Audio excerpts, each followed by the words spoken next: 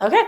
All right. Well, thank you. We are back for another Third Thursday. I've so enjoyed having these conversations with people that I get the privilege to work with. So last month we were supposed to have Pastor Richard Pope on with us, and due to illness, he was unable to make it.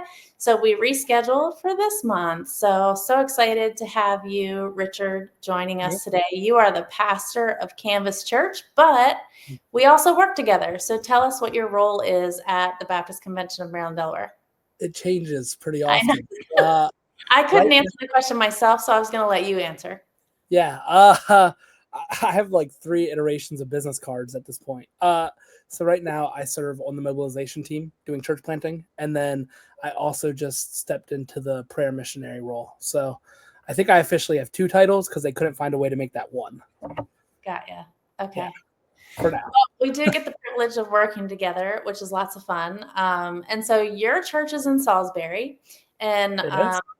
I try my best to follow as many of our churches as I can on social media. And so I follow Canvas, Yeah. and you guys are always doing something outreach in your community. And so one of the questions I get most often, or phone calls I get most often, is, hey, Chris, we want to know how to attract young families, families with kids. How do we attract students?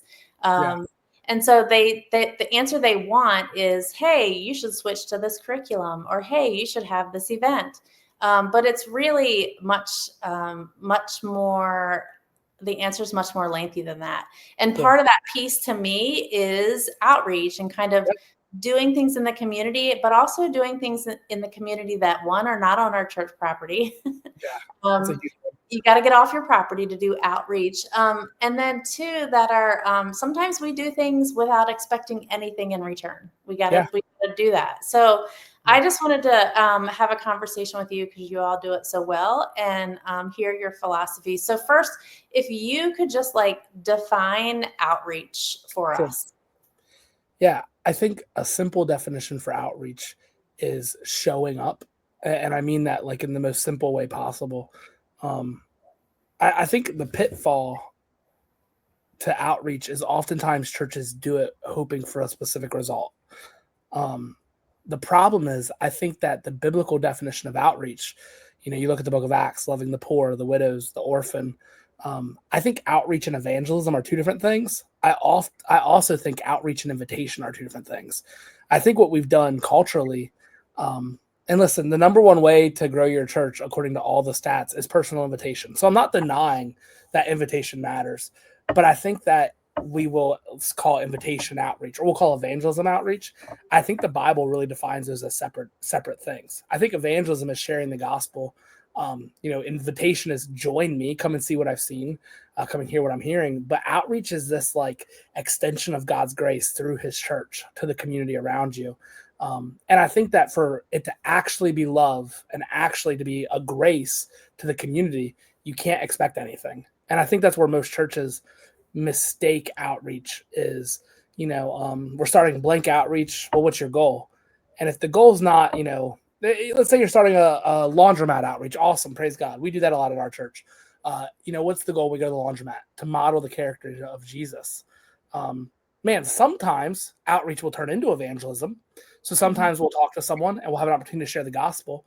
But I think we need to recognize those as separate parts of the mission of the church. Sometimes outreach turns into invitation. And listen, every outreach we've done as a church, we hand out invites.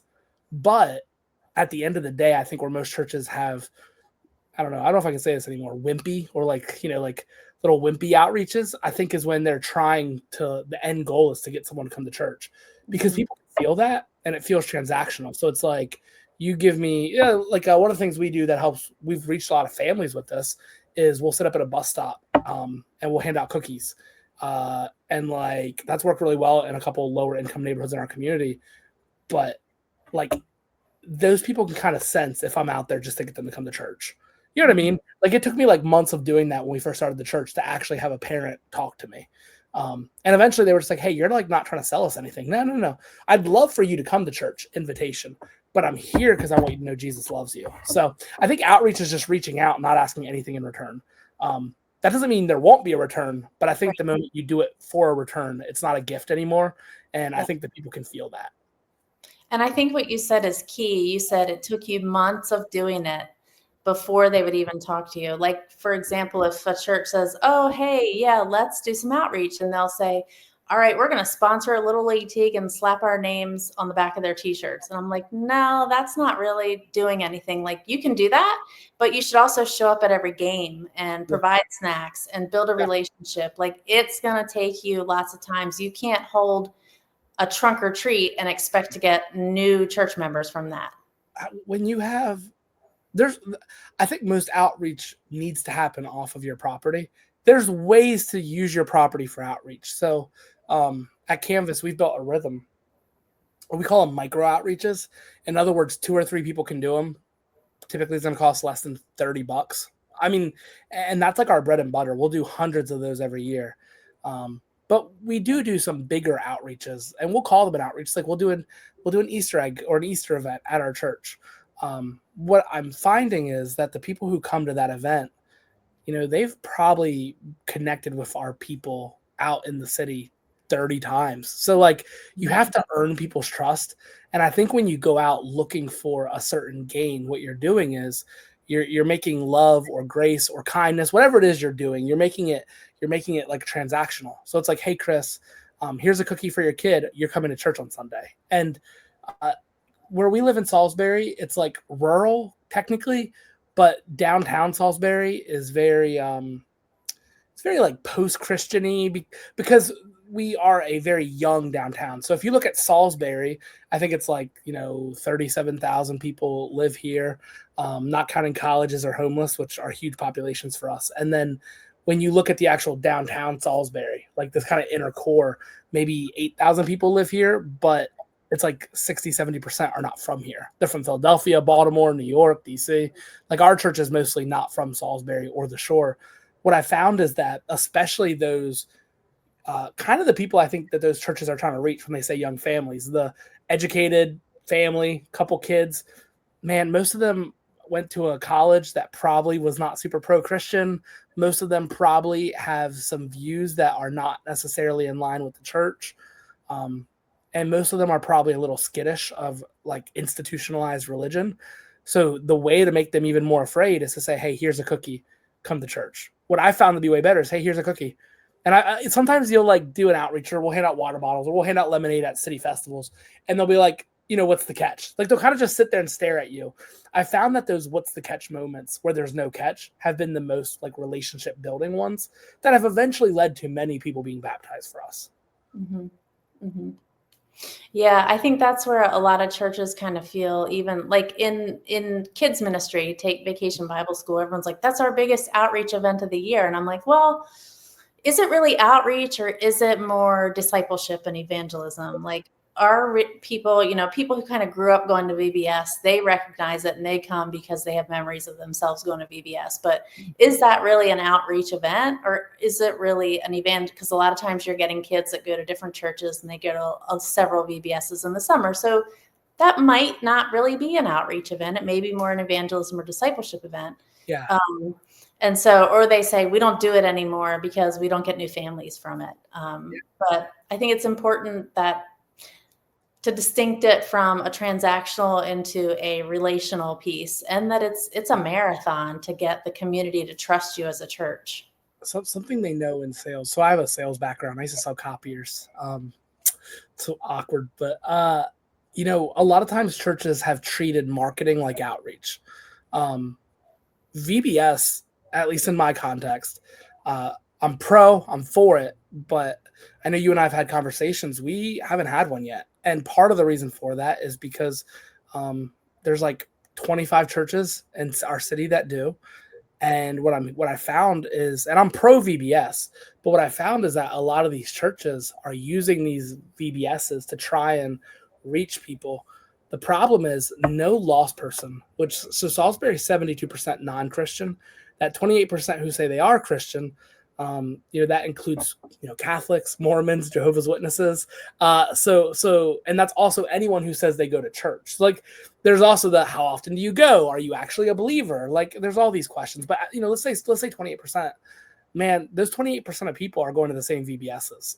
I actually talked to a family a couple years ago at a city event. They're like, "Hey, what does your church do for VBS?" And I was like, "Well, we don't have tons of kids. We have lots of like 20-year-olds who don't have kids, but we're looking to start doing this in the next couple of years." But and our thought process has from day one has been we're going to use this as a like a connection point. So we're going to really love the heck out of these families and then invite them to VBS, not as an outreach, but as like the culmination of the outreach. Like we're going to work really hard to get people there. But this family said, "Oh yeah, our church, our family goes to," and they listed off 6 churches. They knew the dates, and every year they go to these 6 VBSs in a row. And not to be cynical, but I wonder how many times, just being honest, little Freddie has put his hand up to accept Jesus at multiple churches in one year. Mhm. And I don't think we're going to beat back the gates of hell or the kingdom of darkness by just kind of transferring Christians around. I'm pro VBS as a discipleship tool, as a connection point, as a way to really invest in families. But I think when you use VBS as an outreach, you're missing a fundamental issue. The only people who want to go to VBS are already Christian, or they're Christian sensitive. They might not be following, but they grew up in church and they're curious. And the problem is very much growing in Maryland and Delaware. That's just not the reality. There's a whole generation of people, my generation, 25 to 35, whose parents didn't go to church. So these kids have never been, and they're not VBS curious. They just think it's weird when they see the spaceships on a church sign. So Right. Yeah. No, that's interesting. Yeah, I think VBS has its place. I think it's worthwhile. I yeah, just think I think we're labeling it as the wrong type of event, I think, yeah, in my opinion. 100% agree. So why do you think it is? I mean, aside from the gospel reasons, why is it essential that the church have this outreach mindset today? Tim Keller said that if the church does not reach outside the walls, there won't be walls. Um, prolific church planter in New York, Presbyterian minister. At the end of the day, Christianity is declining in America. So marketing is good. Marketing is saying, "Hey, we're here." A billboard, an ad, those things have a place. We use them at our church. But marketing is going to reach people who are already looking for a church or who are church curious. Evangelism has its place, of course. Go and make disciples of all nations. Like that's the call of the church. But evangelism requires a relationship most of the time. I know lots of street preachers. I don't know lots of people who've gotten saved from hearing a street preacher. So, super pro evangelism. Obviously, we baptize tons of people. But outreach is the bridge from the church to a dying world. I think outreach is, I always think of like, this is kind of corny. Don't laugh at me. But I think outreach is like a building. Like, we have a church building now. Imagine outreach being like your church hugging people, right? Like our giant stone historic building is reaching out and actually hugging people. Buildings are cold. They're not personal. So I think the days are gone when a really good sign out front of your church would get people to come in. They used to tell church planters, not specifically NAM, but they used to tell church planters that you need at least 10 20-foot flags outside of the place you launch your church. Because if you don't have them, no one's going to come. The only people who are going to come if they see those flags are people who are looking for a church. Mm-hmm. Less and less people are looking for church. Outreach is how we tell people who don't know Jesus, aren't Christian. They might have Christian culture in terms of like, they'll say praying or they celebrate Christmas or, that one time they went to their cousin's like baptism or confirmation in a Catholic. Like there's some sort of like connection, but that connection's getting smaller. So back to the Keller quote, if we don't do outreach, the church will not reach new people. Invitation is great. One of the things we found at Canvas, I think Tom Rainer was one who said like 65% of lost people said they'd go to church if invited by a friend. I think that statistic is probably true. But what we're finding is the more de-Christianized they are, the either further post-Christian or the more pre-Christian, as in they didn't grow up in a Christian household at all, the farther they are from a Christian understanding, the less likely that is to be true. We had a girl who visited the church, I want to say 2-3 weeks ago. She was invited by her cousin. Her cousin goes to church with us. And she was telling one of our pastors that she's been invited to our church like 60 times. And I say that to say this. She has multiple friends in our church, family members in our church. Over 4 years, it took 60 invites. But then she said she started listing out all the ways she's seen our church serve in the community. So she's like, your homeless pantry. I drove by one week and I was on my way to Walmart. It was Sunday morning. And I saw 30 homeless people lined up outside your church. And I thought, wow, that's incredible. Or she would see us downtown. She'd stop and get hot cocoa with her kid. Apparently I've personally served this lady hot cocoa 4 or 5 times. So it's like, those are the things that over time you're modeling Christ in a way that I think the world really doesn't do. So yes, the invitation might have been what got her in the door, but the outreach is what like got her to say yes to the invitation. Mm-hmm. Yeah. No, yeah, that's good. And so you mentioned already some of the things that you've done at Canvas. So what does your outreach calendar look like? Do your outreach events build on each other? Like what are some ones? And I mean, I had the question to ask you like which outreach events worked, but even that question, like you don't really know if it's worked until Correct. who knows if it's worked or not. You know what I mean? I would say you have to identify a win. And I would say this is big picture leadership in general in ministry. You have to know what the win is before you do something.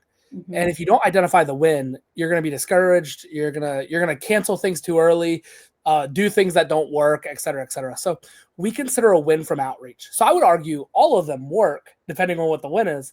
Our simple win is that we show Jesus to somebody, and that's a very easy thing to do. So like, I don't think I've ever had an outreach that didn't work in that definition. But I would say there's something of efficiency. Like there's something of what's been efficient for us, because you can spend millions of dollars and not see anybody come to faith in Jesus, and have really great outreach. There's a book. It was going around the Methodist circles a couple years ago, from an evangelical, pretty conservative Methodist, and he talked about how a lot of Methodist churches have a lot of programs because they were kind of built programmatically, and he said that the church he took over, it's in like St. Louis, went from like 50 people to like 400 in 4 years, which is crazy because the Methodist church is declining really aggressively. And he basically killed all their programs. And they just started like having like once a week they'd go out and love their community and simple acts of service. And so the things that have worked really well for us is we call them campaigns and we build them out. So we will pick an anchor date. We call those connection points. So like a VBS would be a great connection point, but that's at the end of the plan. Does that make sense? Like this is the result, not the input.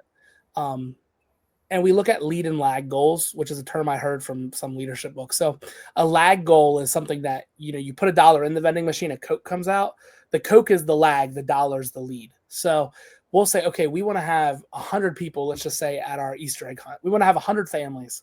Okay, well, how are we going to get 100 families there? We're going to do, 100 little micro outreaches serving in places families are. They don't always work that way. Like a lot of times we'll do all those outreaches and we'll have, I literally remember one year we did this big Christmas Eve. We had like toys for kids and we did a huge blow up like outreach. Man, I want to say we had like 150 people come to that event, and our church was like 50 at the time. But every event we had done had gone bad. Like every single outreach failed. And that's why I think it's important. Like, yeah, you can create these plans, and we do create campaigns with goals, but the goal is that people would experience Jesus. And if they do that, whether 5 come, 100 come, 10 come, it was a win. What I found to be effective, though, is doing them in short succession with an end goal in mind. So when we talk about efficiency, like what have we seen actually bring people to the ministry? Like what have we seen actually build relationships in a way that brought people to the church? Really rapid, really aggressive campaigns. So we might not do, there was a couple months ago, I think Canvas did one outreach the whole month, which is strange for us. But this month we're going to do like 40. You know what I mean? Like, and that's the thing. We're working towards a goal. We have a huge Christmas in July thing and 4th of July cookout, which are both connection points for us. We use those as those end goals. So we're going to knock like 10,000 doors between now and then. And while we're knocking those doors, we're inviting people to these micro outreaches, like a cookout or a barbecue. And at those events, we're going to invite them to the big hurrah. I think that we often think like, just get them in the door and they'll start coming to the church. That's just not true.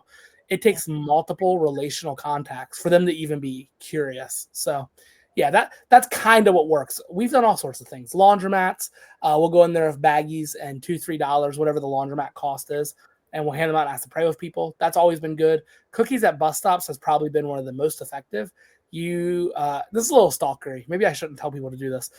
Most school districts don't publish their bus stop plans, but if you build a relationship with a school, um, and you do it in partnership with the school, a lot of times they'll give you their bus stop plans. So we had a couple of those stops, and we would go out there. We did like Tuesday one stop, Wednesday another stop, Thursday another stop. Um, when the church was really small, this was like so easy that like it was stupid. I'd spend $20 a day at Sam's Club for a big tray of cookies, and we'd connect with 200 people a week. And it took a year before any of those people ever visited our church, just to be clear. But I look at the cost, the cost for people, like human resources, like how much energy does this take, how much does this cost financially, and then really how many people can we connect with. So an outreach that costs us $500 and we're going to connect with one family, probably not going to do it. An outreach that's going to cost us $100 and we connect with 50 families, we're probably going to do it. We look for high impact, low cost, and with inflation and grocery prices, that's getting harder. And then lastly, I think I answered your question kind of, Chris, but I think lastly, just like anything with food. If you're in a community that is like middle class or upper middle class, it's easy to think like food doesn't bring people in. And that might be true. It might not bring people in the way it does in an impoverished community, but cookies at a bus stop works everywhere. Mm-hmm. Especially if you do it well. You can't go out there and like, have a white table, no tablecloth.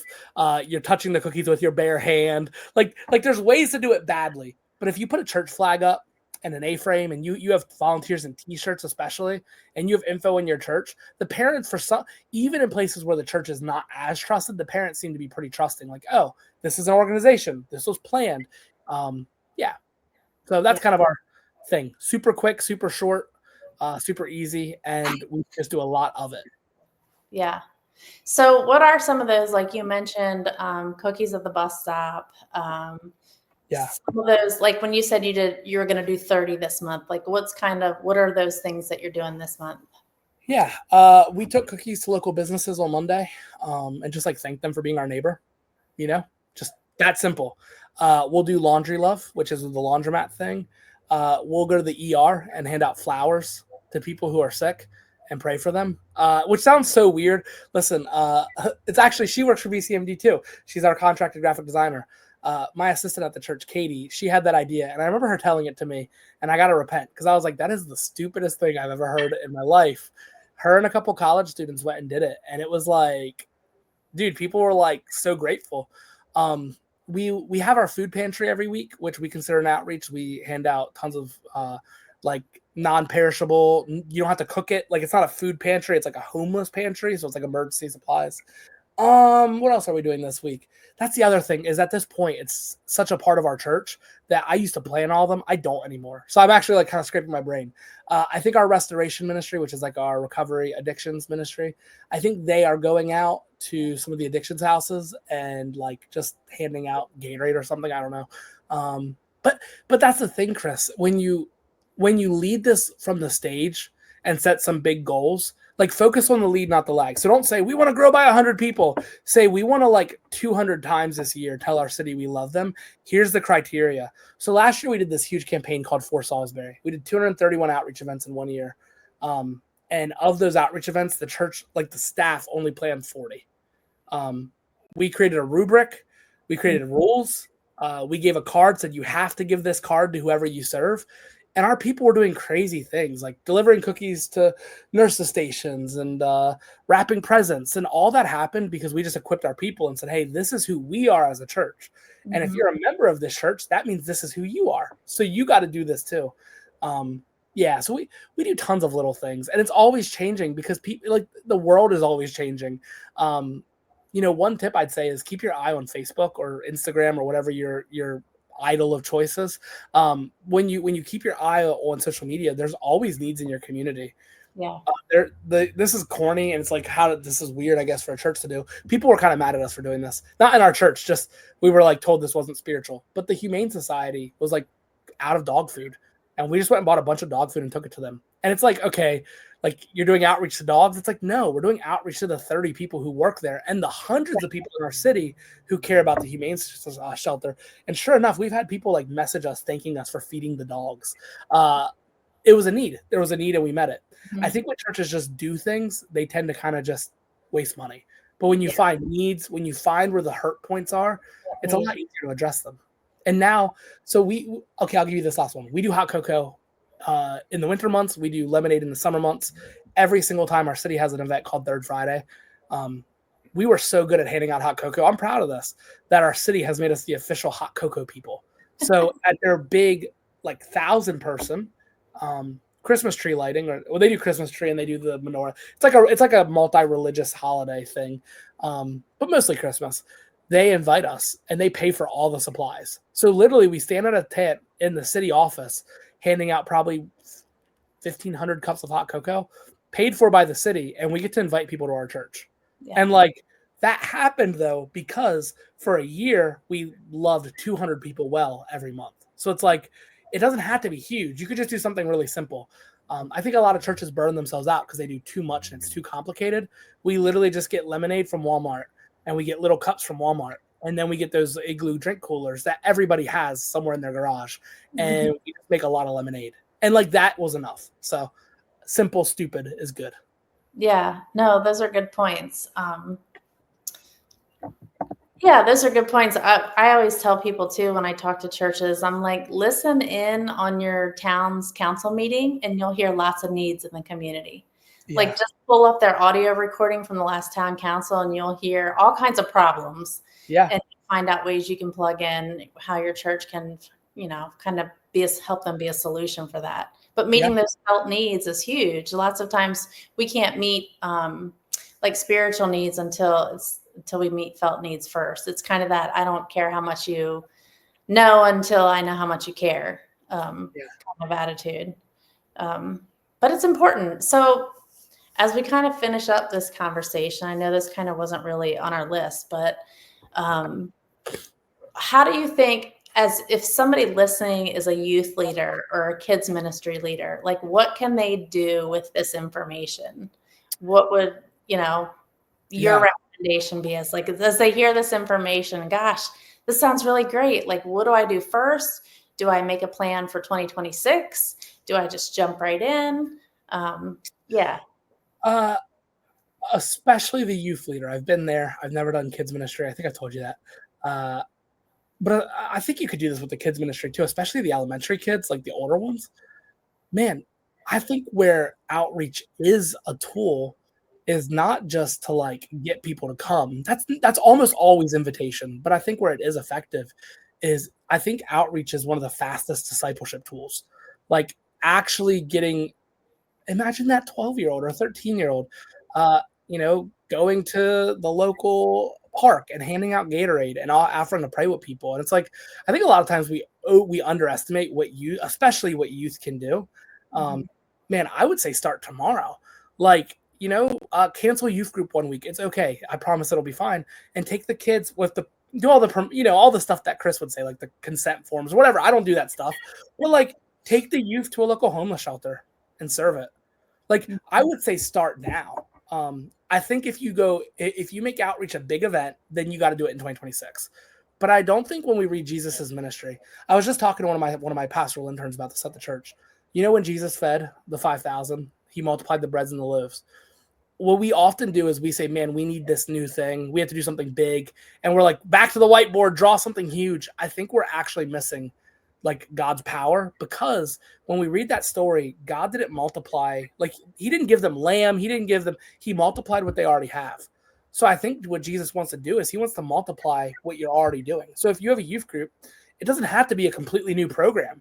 God wants to multiply what you have. And that might be, when you have your run around game time, maybe the youth write cards to a nursing home and once a month you deliver them. Like look for a simple way to take what you already have in faithfulness and give it to God. You know the verse about you were faithful over a little, so your master will give you a lot. But it says you'll enter into the joy of your master. I think God enjoys when we steward what we have well. And I think stewardship is not just money. I think it's time, resources, attention. So I don't know. I don't think it's as hard. Our kids pastor David, who loves your Instagram, by the way, he's constantly stealing things. But I guess that's your job is to give him things to steal for our church. He one of the things he does is a couple times a year he'll have the kids write cards to to the police or the fire department, and then he'll invite the parents to bring their kids, and they'll go all like hand out cookies to the fire department. It's like, and that's outreach, right? That is outreach. And what I found, and David would know more about this statistically, we have families who join our church because they want their kids to be involved in loving the community. It's like, it's not the outreach that got them directly. It was the fact that we do it, and they're like, this is cool. So yeah, start now. I think going back to what you said very early in the beginning when we had this conversation, because when kids and students are invited to participate in activities that give them that have a transformative experience in them, because when you have a 13-year-old go serve a homeless person, that's a transformative activity for them.